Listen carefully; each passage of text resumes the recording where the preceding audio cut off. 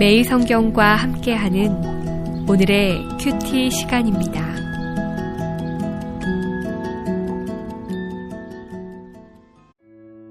(9월 11일) 오늘의 말씀은 여호수아 7장 1절에서 15절입니다.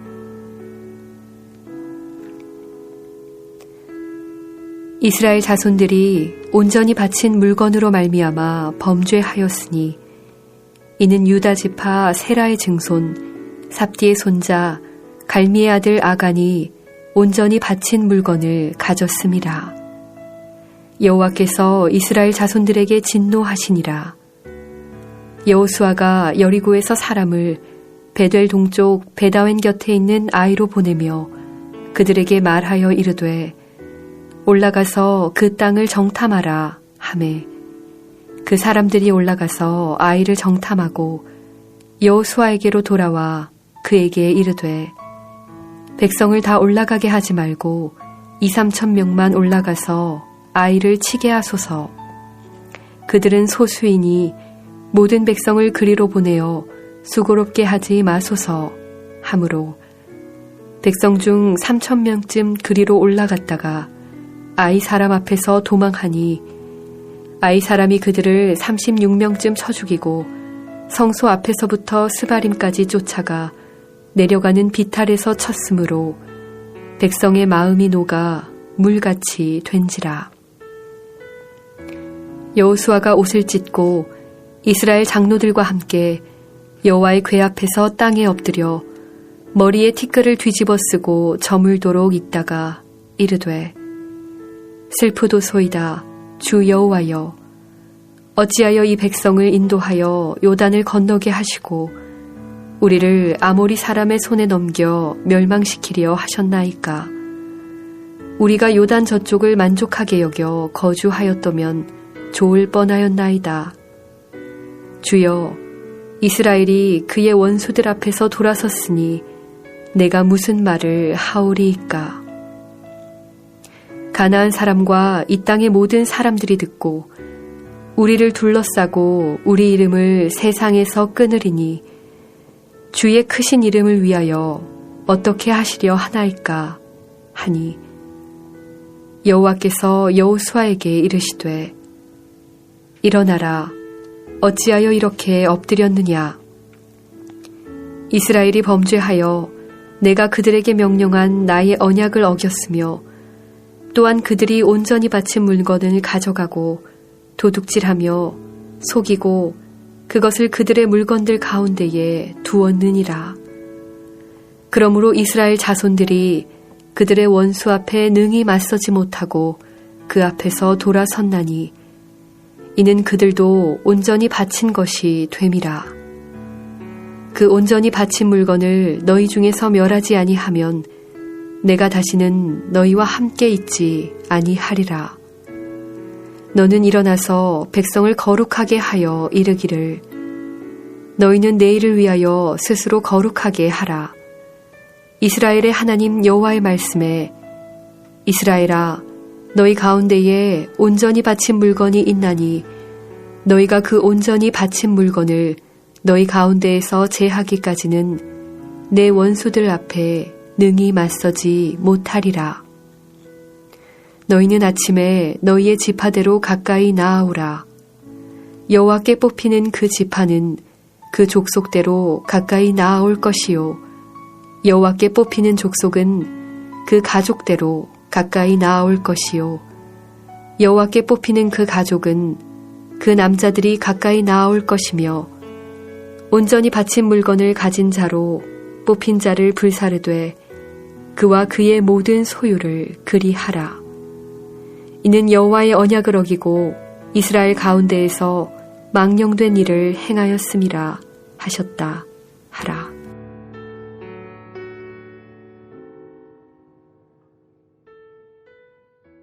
말씀으로 여는 풍성한 아침입니다. 바쁘게 살아가는 일상 속에서도 말씀으로 재정비하는 하루가 되길 소망합니다. 오늘 말씀은 여리고성 전투에 이어 아이성 전투에 대한 기사입니다. 아이성은 여리고에서 베델로 가는 길목에 있는 성읍입니다.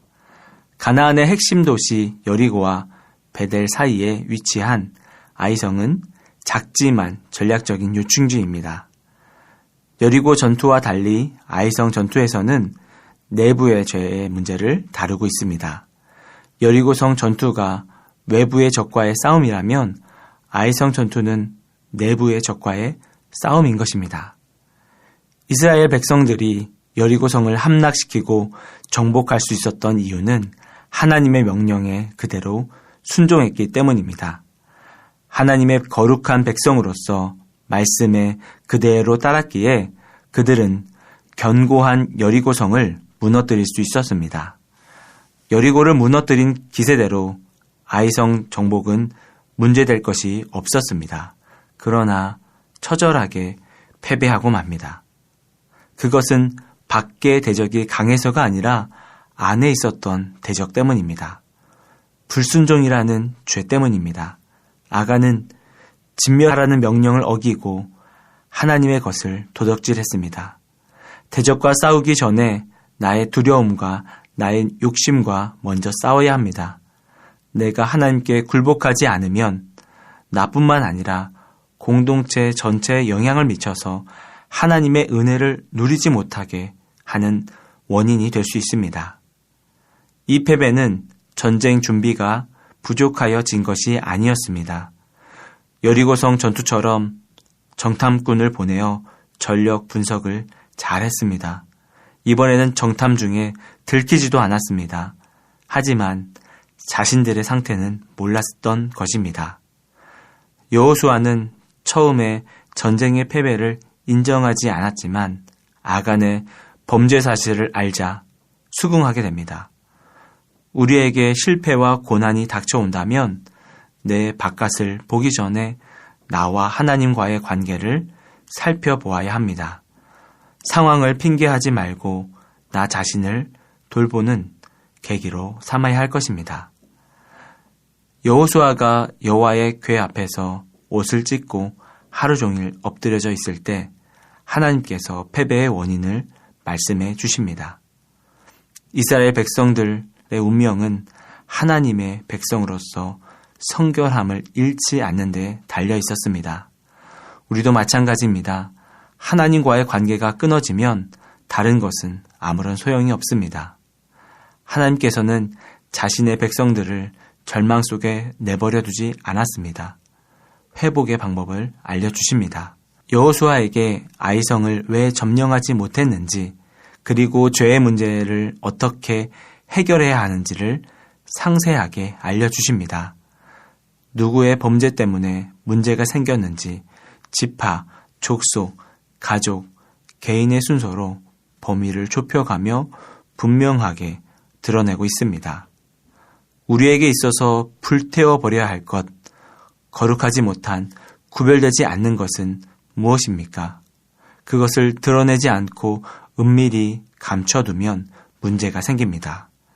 감춰진 죄가 잘 생각나지 않는다면 하나님께 그것을 발견하게 해달라고 기도해야 합니다.